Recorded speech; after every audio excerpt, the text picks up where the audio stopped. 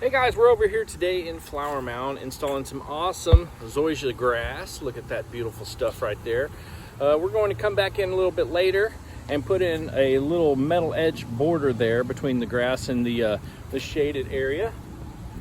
Testing our sprinkler systems out right now, just finishing up the job pretty much to get this sod job put to bed.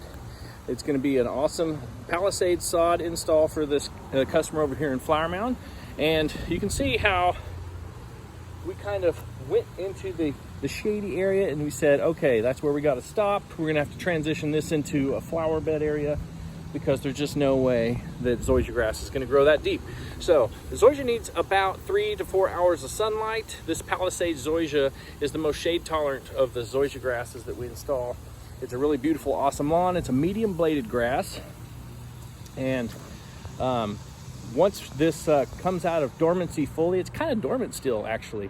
We had that late winter freeze and everything, and it kind of put the whole sod farm, everybody, a little behind.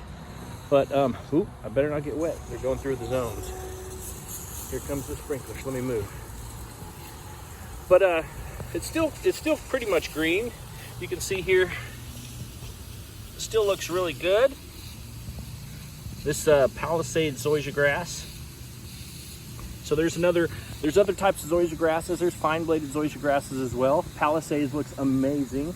Sometimes you pick your zoysia based on your conditions too. So luckily we don't have to use Saint Augustine here. The customer hates Saint Augustine.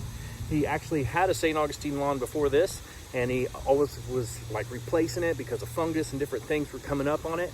He's like, I've invested in this lawn and I don't want to do it again. So let's put in the right grass this time. We're putting in zoysia grass.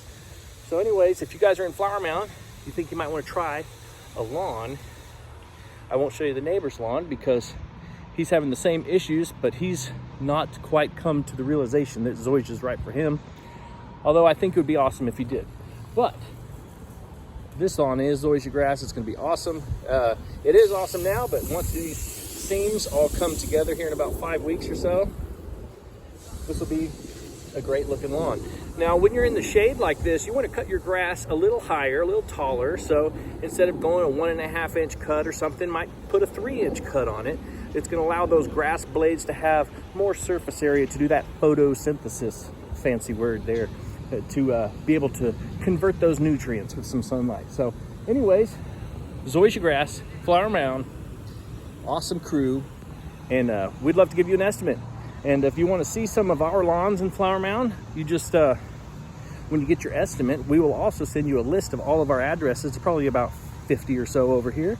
Love for you to drive by and take a look at them, see which kind of grass you'll fall in love with, and we'd love to do it for you. All right, bye.